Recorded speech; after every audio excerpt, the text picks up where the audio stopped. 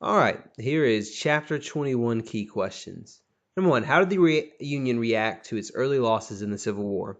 After a few key losses in both the First Battle of Bull Run and the Peninsula Campaign, the Union reacted by developing a long-term plan called the Anaconda Plan. The plan called for first blockading the southern ports so they could not trade with other countries. That would not only cut off their economy, but also cut them off from being resupplied by other countries. They would then cut the Confederacy in half by seizing the Mississippi River. After that, they would then go through a campaign across Tennessee, splitting the Confederacy even further, as Sherman would eventually march from Tennessee to Savannah, Georgia. All this to divide them, and dividing and conquering would work because long term they would be running out of men and supplies. Number 2, what is the significance of the Battle of Antietam? Not only is it the failure of the Confederacy to march into Union territory to win key battles and to prove that they had a chance at winning the war, it also convinces the British that supporting the Confederacy is not a good idea. You want to support a winning cause, and they were just not sure enough of the South and their potential of winning their independence that the British decide not to support them after the Battle of Antietam. The final significance is that it encourages Lincoln to pass the Emancipation Proclamation. Which brings us to number 3. What did the Emancipation Proclamation do? What it did is it proclaimed that on January 1st, 1863, slaves in the Confederacy would be declared free.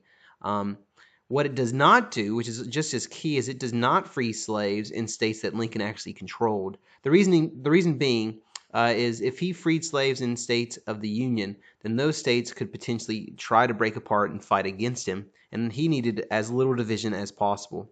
So what was the primary purpose? Well, as he couldn't really defend the freedom of slaves in the South, per se, it was meant to have kind of a psychological impact. It encouraged slaves who heard about it to run away. It encouraged soldiers on the front line to go home. And overall, its purpose was to undermine the economy and the ability of the Confederacy to fight the war. Number 4, why was Gettysburg an important battle? In 1863, Robert E. Lee goes on a second offensive headed into Union territory. After winning a series of key battles of Fredericksburg and Chancellorsville, he eventually fights with Union forces at Gettysburg. And the reason this battle is important is this is the farthest the Confederate army ever marches northward. But after he loses this key battle, the Confederacy never again really has a chance of winning their independence. So this is seen as the turning point and really the final chance the South had of winning. Number 5, how did General Sherman create lasting bitterness in the South? After Ulysses S. Grant won in the West, after he captured Vicksburg, he came to the East. He led a campaign through Tennessee, and then he cut Sherman loose. And Sherman went from Tennessee, first marched into Georgia, capturing Atlanta, and he began practicing what is now called total war, which is everything you come across. You're not only fighting against the soldiers, but you are trying to break the spirit of those that you're fighting against. And so everything he came across, he burned to the ground. He would eventually, after Atlanta, cut his army off from supply lines, which meant that every city and village and farm they came upon, they would take everything that was useful, and he would follow that by burning and destroying what was left. You can understand why the South would view this as an act of just cruelty and a time in which many Southerners were struggling to make ends meet. And so you can understand why long-term General Sherman did a lot to create anger and bitterness in the South. Number 6, what's the significance of Clement Vallandigham? I touched on this in the Chapter 20 Key Question video.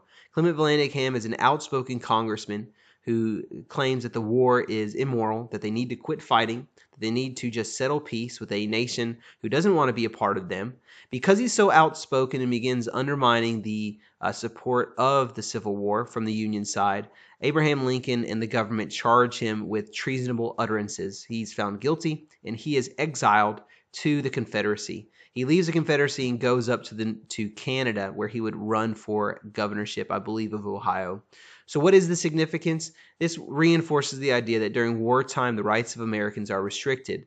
Oftentimes, it's seen as a necessity. And so even though Vallandigham was just exercising his First Amendment rights because it puts the war effort in danger, of losing support, he is punished and has his freedom of speech taken away. Number 7, what enabled Lincoln to win the election of 1864? Well, first of all, he had to join the Union Party, and he didn't even run as a Republican in this election. With Democrats and even some Republicans turning against him, he really believed he was going to lose. So besides running for a separate, newly created party just for the sake of this election, he was able to overcome peace Democrats and those pushing for an end to the war and an end to his presidency because of a few key victories. One of the most significant is the capture and surrender of the city of Atlanta by Sherman. And so in September 1864, just a month before the election, with a few key victories, enough peace Democrats and fellow Republicans saw the end of the war in sight that they were willing to elect him and give him a second term to see out and finish the Civil War, now that they had confidence because of Sherman and Grant's victories that it would happen. Number 8, describe the short and long-term effects of the Civil War.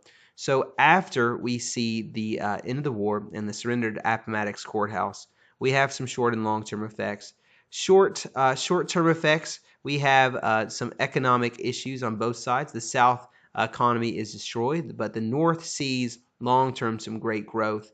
Short term, we also see a slight improvement in African American rights. Unfortunately, those will be stripped away, and by the turn of the century of the 1900s, they're all but gone. So the long-term effects are more that our nation is united more than ever before. Long-term effect when I say united more than ever before, it is we have not had another threat of division like we saw throughout our early time period. You have South Carolina threatening secession and the nullification crisis, and then the constant threat of secession all the way through the Civil War. But since then, you really don't have any true threats for seceding. So that's what I mean by long-term, more unified than before. Other long-term effects, of course, include the limited rights of African Americans. Although they gain their freedom, that does not mean that they reach anything close to equality for a very long time. Then the other long-term effect, for those of us who live in the South, know that there's still some lasting bitterness regarding the Civil War in the mind of many Southerners. The treatment of Sherman, the loss of the dream of creating our own country, has led to bitterness that even persists in some families and groups today. All right, so that does it for Chapter 21 Key Questions. Pretty short. As I've told you from the beginning, wars are not exactly the focus of the AP test. So while they're fun to study and fun to share stories, they're not exactly the focus of the curriculum here. So thanks for watching. I hope this helps you answer these questions. And if you have any further questions yourself, please let me know. Click like and subscribe.